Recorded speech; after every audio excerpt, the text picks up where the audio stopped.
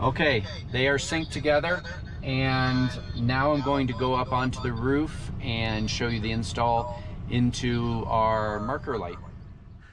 Welcome to the top of our slide. As you can see, I've got 3 marker lights here. I'm going to be removing this center one. They're turned on now because I want to be able to test the 2 wires running out to verify which is the hot and which is the cold. So I'm going to pop this off somehow. I've never had to take these off, so I might have to get a little screwdriver to pry those off. But I've got my voltmeter, a drill to take the mounting of the light bracket off, and I've got some clips here, Wagyu clips I think they're called, to splice in the wires. I've got my razor knife to trim off some of the caulk to get that all cleaned up, but I'll be right back. All right, I found the socket extension that's going to take these bolts out, or screws. That was easy enough. It's already out. Now I'm just gonna have to pry this off. I have to clean around it to break the silicone seal. All right, as you can see, I got the wires out. I'm going to see which one is the positive and which one is the negative using my voltmeter. I would assume that the green striped one is got the positive connection or positive power coming to it. Flip this over to volts DC, and let's see what I can find out. Hopefully these will fit in there. If not, I'm gonna have to take those caps off anyway, but let's see if this might be the right one.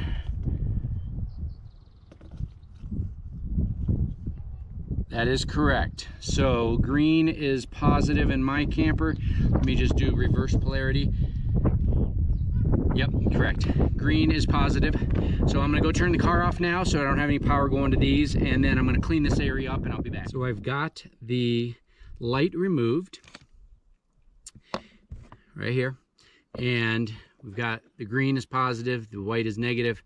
I've got little Wagyu connectors on there so that I can connect the cameras positive and negative right there, and then I can push most of it back in there. That crevice back there is pretty deep both directions, so I should be able to get most of the electrical components back there. I've cleaned this up outside as best I can. There's a little bit of residue on here, but I've got it pretty much cleaned up. This is going to have a mat over top, 90% of it anyway, and then I'm going to put some silicone probably around the edge of this mat as well when I'm done.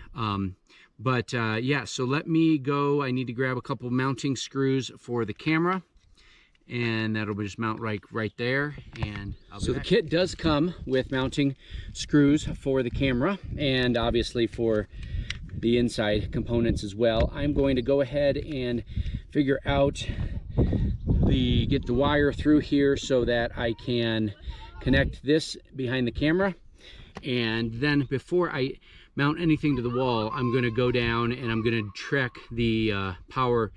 I'm going to reconnect everything just to make sure it's working before I screw it into the camper. So I opted not to connect the green wires. I'm not going to use any type of trigger switch on the inside. I'm just going to use my headlights turning on and turning on the runner lights to power the camera. The nice thing about this camera is that it can be running continuously while you're driving down the road, which is what we've been doing with our old version that I had makeshifted from a video many moons ago from Morton's on the Move with an old cell phone, which has been acting up recently. So I'm pretty excited about getting this one mounted. So I've just got the power now. I'm going to go start the car back up. I'm going to plug in the monitor on the inside and turn it on and see if it works. All right, the monitor's right here. Turn that off so I don't get copyright infringements. So if this works as expected, when I plug this in, I should be able to turn on the headlights. I'll plug this into the 12-volt power.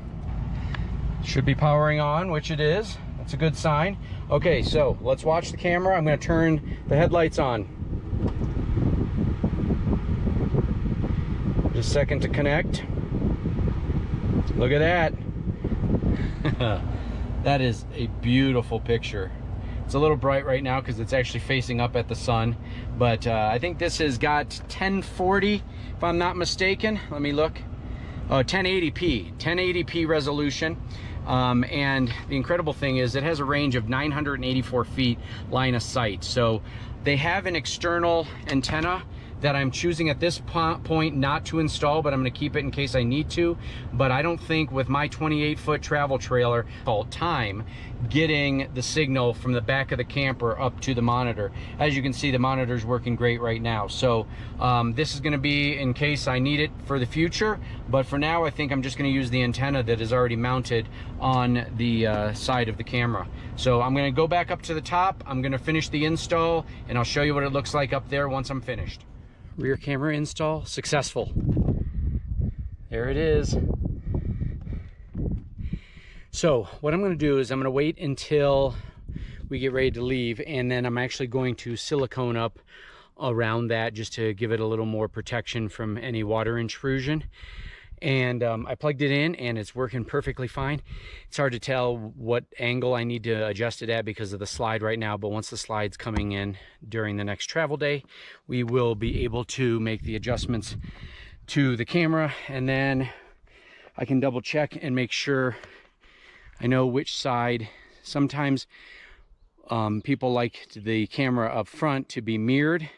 I think I do want it mirrored because I want it to look as if I'm looking in the rear view mirror, but it also does the reverse. So it's beautiful. It's got lots of different settings, but that's one of them. So for now, we're going to go ahead and call this a successful install of the rear side of this camera. I'm going to start working on what I'm going to do on the inside to make it removable, because I don't want to have it necessarily hooked up all the time.